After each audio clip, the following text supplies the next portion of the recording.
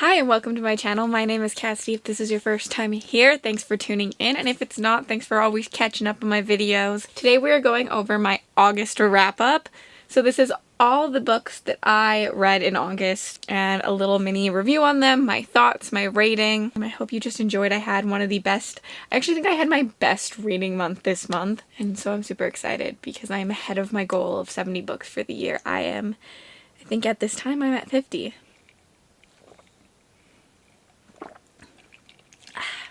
Do you already know what books I read? Because there's giant holes in the shelf. The first book I read, I technically counted towards July, but I did finish it. I've finished like the last 30 pages in August, and I didn't do a July wrap up, so I'm just gonna put it on here. I read A Darkened Hollow Star by Ashley Shuttleworth. I was so excited about this book. I picked it up based on the cover. Look at this. It's stunning. It's all queer rep. This book, to me, is premised wrong. The back of it makes me think it's very action. This is what got me. It says, "Choose your player." The Ironborn half-fae outcast of her royal fae family, a tempestuous fury exiled to Earth from the immortal realm and hell-bent on revenge, a dutiful fae prince determined to earn his place on the throne. The prince's brooding guardian burdened with terrible secrets. This book follows 4 characters. Our main character being Arlo, and that's where the priority of the book goes to. Arlo is a Ironblood fae, so this means that although she's from a royal line, she has human blood in her. And so she is tainted.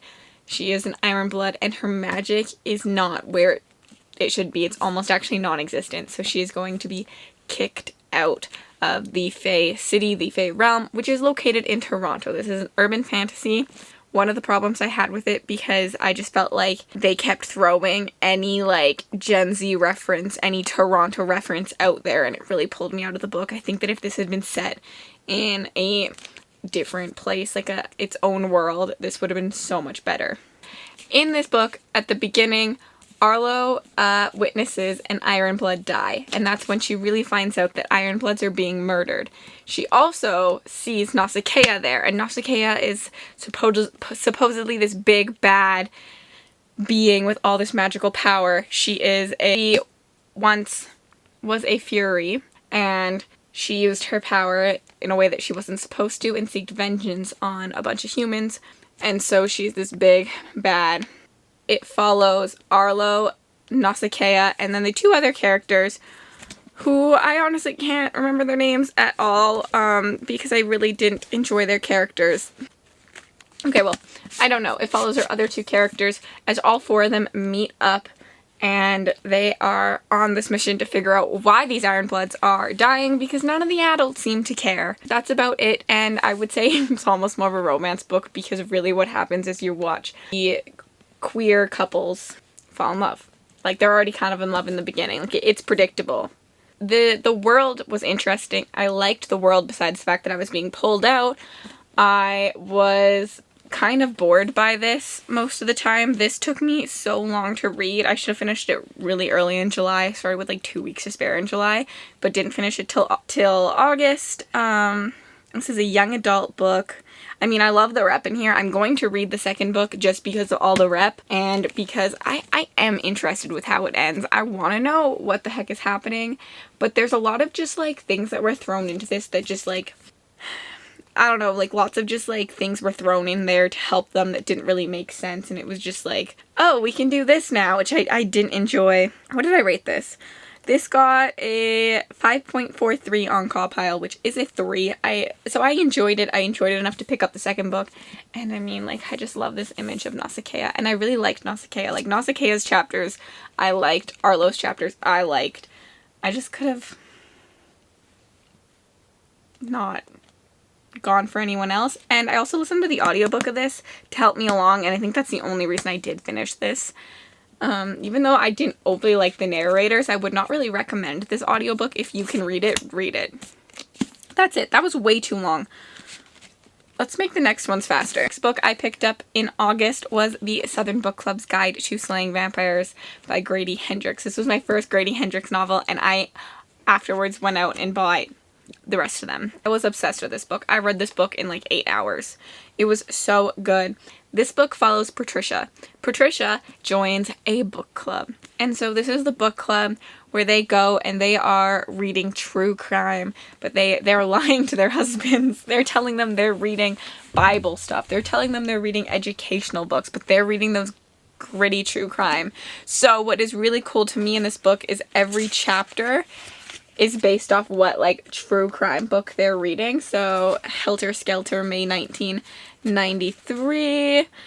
The Bridges of Madison County, June 1993. And in the chapters, there's references to those books. So they join this book club. They're reading all these things. They're really reading into these true crime things. And this new handsome neighbor comes to town.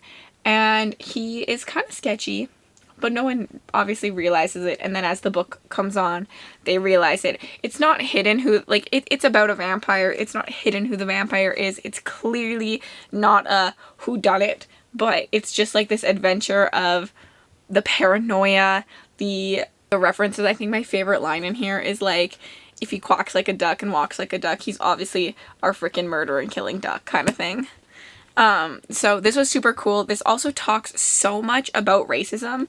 Oh, I never even realized how pretty that end paper is. This book is set in Charleston, South Carolina. And I don't know if you know anything about Charleston. There's a lot of slaves there. There was a lot of racism there. So this book really talks about the racism. Like, the black community is the ones that start dying, and the white community don't give a fuck until it's their kids that are dying. And it's just this interesting take. I really was not expecting this kind of conversation when I went into this book, and I loved it for that. And I'm expecting that now from all of his books, and I'm super excited. I loved this one. I gave it, let's look, I gave it 4 stars, an 8.57 on Cawpile, which is a pretty great review. Since it was my first one, I heard this is one of his less good ones, like still great, but not as great as the other one. So I'm really glad I started with this because there's only up from here. Next, I decided to tackle a very popular YA series. Oh, I'm so thirsty. I'm really hot. It's hot in my house and I'm wearing a turtleneck and a beanie. I decided to tackle the Ember and the Ashes Quartet by Sabaa Tahir. This series, you are following 2 POVs. You're following Elia of Sarah and Elias. Elia is a slave and Elias is a soldier. Essentially what happens is Elias' brother does something he's not supposed to. The army comes and kills their parents and locks her brother up, and Elia runs away. She runs to the resistance and gets their help, and then she has to go in as a spy, which is also a slave, into the mask camp. They're like training facility, their empire, and get all the secrets out before the newest emperor is crowned. And our other character, who is Elias, is in the competition to be this emperor. There is some insta love. Stop. I didn't like the insta love, but the rest of it I really enjoyed. It is a military fantasy. The concept of the masks were really cool. You are put into this, when you were young, you're stolen from your home and you're put into training to be a mask. This is gruesome training. They don't have time for feelings or emotions. They're taught to kill. They're taught that they're in control and that the other things are younger than them. This book really follows just the 2 of their journeys, and then the rest of the series expanses into more of the mythology, more of the world. I love Sabaa Tahir's writing style. As I was reading this, every single freaking chapter ends in like a mini cliffhanger. So I was so pissed when every single chapter ended. But then I would be so excited to get back to the chapter. But the problem was, since it was every chapter, this was so unputdownable. Like, I'd be so pissed Lia's chapter ended because I really wanted to continue reading in her POV. So I'd have Elias's chapter. But then, because Elias's chapter before had also ended in a mini cliffhanger. So then I was also excited to be back on his chapter, if that makes sense. So I fled through this. I fled through the entire series. I read them in like a week and a half. And so yeah, it's essentially the resistance trying to stop the masks from crowning a new emperor, and it's like a battle. And we follow our 2 main characters. I gave this 4 stars. It got an 7.86 on Cawpile. Of course, if you know me, because I love to binge a series right after that, I picked up A Torch Against the Night, which I gave 3 stars. This was my least favorite. I really didn't like the addition of Helen's chapters. I found her whiny. I didn't really like her. But I did like where this was moving with all the mythology. It's got the Ifrits, the gulls, the Jinn, all of that, which is so intriguing to me. It's the Middle Eastern mythology that we never get to read about, so I'm trying to pick up more books like this with this mythology, because I think it's great. Yeah, this was my least favorite. I felt like it was kind of boring. And then we picked up A Reaper at the Gates, which I gave 4 stars. It got a 7.86 on Cawpile. I picked up Reaper at the Gates. This was my favorite. There was a lot more plot to me in this one, and Helen's character is like to die for in this and the last book. I really don't want to tell you much more about the other books. This kind of just becomes more about a vengeance. There's a bit of a vengeance story happening in here for a bunch of our characters, especially between the competing armies. And then I also read the last book, which I read on Kindle because the paperback is not out yet, which is A Sky Beyond the Storm, which this ending was perfect. Helen Aquila, she drew the short stick because she did not deserve what this book gave to her. She did not deserve what this series gave to her. Like, the poor lady. She's been through the dirt. I gave the last book a 4 star as well. It got 7.57. Sorry, my computer's just on my lap. It was a beautiful ending. I could have kept reading in this series. I will say something about this series is there's nothing entirely unique about the plot, but if it's not broke, don't fix it. It's a typical YA book. Things are kind of predictable, but it's an enjoyable ride. It's an enjoyable new world. The idea of the masks was so cool. I want to be a bloodthirsty mask now. Yeah, there we go. That was that. I'm just going to say, I think that if you liked Red Queen, if you liked ACOTAR even, because of the love in here, like, I shipped a bunch of the things happening, and I feel like, I don't know, maybe I am a shipper. If you liked those series, I think you will like this one. I think that it's enjoyable. It's nothing that's never been done before. It's not groundbreaking, but neither was Red Queen. Neither was ACOTAR. Neither are any books. Like most of these books are just YA books that were written in 2014. They followed a process. They're good. They're great. I digest them fast. Next book I read this month was City of Brass by S.A. Chakrabarti. I'm sorry if I said that wrong. I buddy read this book, so I kind of read it throughout the month. I really enjoyed this book. This was a 5-star book for me. I gave it 9.14 on Cawpile. This was kind of cool to be reading at the same time as an Ember and Ashes because it follows the same mythology, the Middle Eastern mythology with the Efrits and the gulls and the Jinn and the Devas. Holy crap, though, they're different, but like I loved seeing the comparisons between the two. And I definitely think if you liked one, you should read the other just to see. Like, I think they're cool. They follow a little bit differently, where in Ember and the Ashes, I would definitely put it more of a YA military. This is more of a adult political fantasy. So we're following 2 characters. We're following Nari and Ali. Nari is a human who has always been able to heal people. And then she accidentally does a ceremony that calls a Deva to her. And she ends up realizing that she is the last surviving member of her, like, family tribe, family race. And she ends up realizing that she's a Shafit, which is half human, half Jinn. And not really allowed by her family, so her family were hypocrites. And her family was the ruling family of Daevabad until someone came and cut off some heads. And ever since then, the Ifrits have been hunting her kind down because they're the only ones that have the power to kill them. And so she must escape with this Deva she called and go to Daevabad, where it is just a jumble of political scheming and a bunch of stuff that Nari does not understand. Our other character, Ali, is the second son to the current king of Daevabad. He is a bit of a rebel kid. He goes against his father's beliefs, was trained in the army to be his brother's knife, and you just kind of really see the struggle with Ali trying to be a family man and to be the warrior and the religious person that he wants to be. Like, you really struggle with what he thinks is right versus what his king is telling him to do. And I really loved his chapters. I disliked that they weren't as strong characters in this book. They kind of go with the flow of what's happening versus building their own paths. Ending can be a little predictable if you know what you're looking for. But again, like enough of this book is unique that this is amazing. If you watch my vlog for next month, I read the other two books, kind of, you'll see in a little bit. And I really just talk about how miraculous this story is, this world.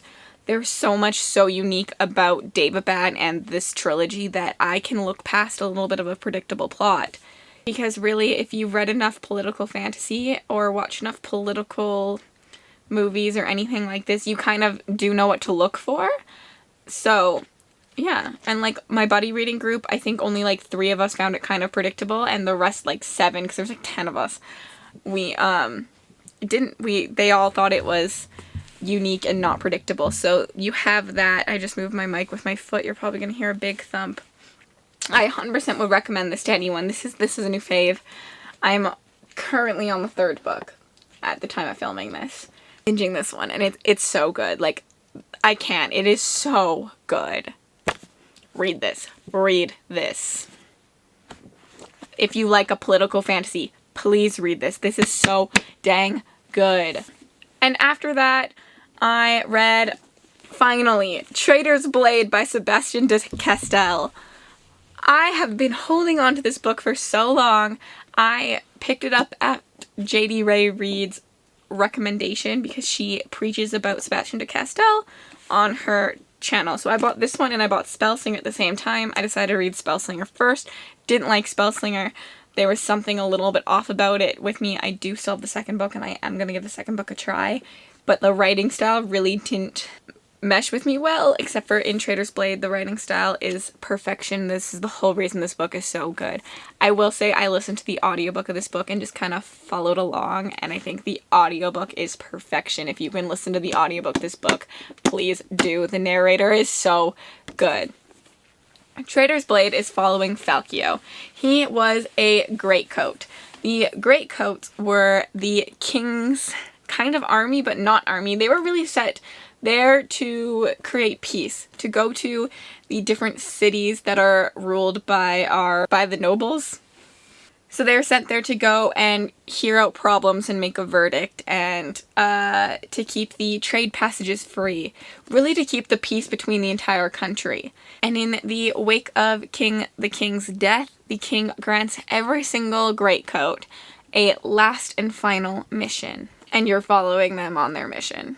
They don't know everyone's mission. Some of them were told to keep it quiet. Some of them weren't. They're not even sure if all the other greatcoats are following each other's missions, because you're really only following 3 greatcoats in this book. You're following Falcio, Brasti, and Kest, and I love Brasti. Brasti is the best character in my mind. This is a very found family. Not necessarily in this one, but in the 2nd book, which I also read this month. It's the next book. This is found family. And this is so much humor. The humor in this is really dark. I was expecting this book to be a little bit darker than it was, because I was told it was really dark. But what I think makes it dark and not dark all at once is the humor, because it is a very dark humor where they're laughing while people are being bloodily murdered next to them. They have a dark sense of humor. There is some very foul, raunchy language that's said, which I also think makes this dark, but I definitely would say it's less dark than like the Poppy War.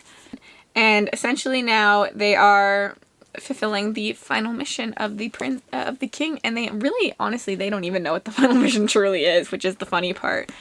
And then we get the second book. I gave this book 4 stars. It got a 7.71 on Cawpile. We have Night's Shadow by Sebastien de Castell, and Sebastien de Castell is a Canadian author, so I really liked that I got these in here. I got to support my Canadian authors. Night's Shadow follows the Greatcoats again, but this time they do know what their mission is, and there is a war brewing. I'm trying to still be vague. And they're trying to just save the entire land. These are also military fantasies, I forgot to mention. I love a good military fantasy, and these are some dark, grimdark military fantasy. Again, listen to the audiobook. I loved this. This was a chunker. I read Trader's Blade in a day, and I read this in about 3 days.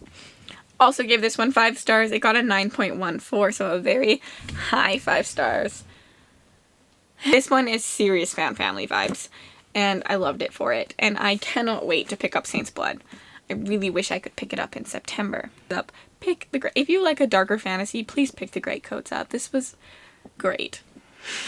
The Greatcoats were great. And then I would really end it there, because this book you will see in September's vlogs. But this was on my September TBR, The Kingdom of Copper by S.A. Chakraborty. I picked it up to start on the 30th. And I was like, oh, I'll get a head start. Like, this is a big book. I'll get a head start. I read it all. I'm not sure if I'm going to do another roll for Bookopothon now, because I finished this. It was so good though, I couldn't put it down. This is the second book in the Day of Bad trilogy. I already went over City of Brass. This really just follows Nari, Ali, and now Dara and their journey through the scheming of Day of Bad, and the ending of this one had me gasping for air. This got 5. Got a 5 star. It was 10s across the board. This is the only time I've ever given a 10 rating on Cawpile, and it was the best. Literally the best. I'm already, I think, on like chapter 10 of Empire of Gold. I'm loving it. So, pick these up. Pick this series up. Pick this series up. Pick an Ember in the Ashes series up. I had a really good series month. There you have it. I read 4,394 pages in August. I don't remember how much I'm supposed to read in September, but this makes me feel better about my September TBR. I can do this. So there we have it. Those are all the 9 books I read. If you've read any of these, please let me know. If you have other thoughts, let's talk about it. Leave me your thoughts in the comments. Obviously, like, try make it no spoilers for everyone, so we can all have an open conversation down there. If you made it this far and you just want to leave a comment to say you were here, you can leave. What's a good emoji? Let's leave a butterfly emoji. Or a pumpkin. Is there a pumpkin emoji? If there's a pumpkin emoji, leave a pumpkin emoji. If not, a butterfly emoji. It's like fall, so pumpkins. But like butterflies, because butterflies. That's it. That's all I have to say. Thanks for tuning in. Make sure to give this video a big ol' like, subscribe to my channel if you haven't already, and comment down below like we already talked about.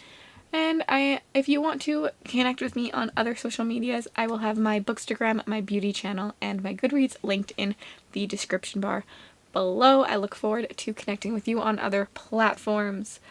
And now I'll put some videos on the screen that I think you would like. If you check them out, that would mean the world to me. Have a wonderful day. My boob almost slipped out. Ugh. Turtlenecks make me so sweaty.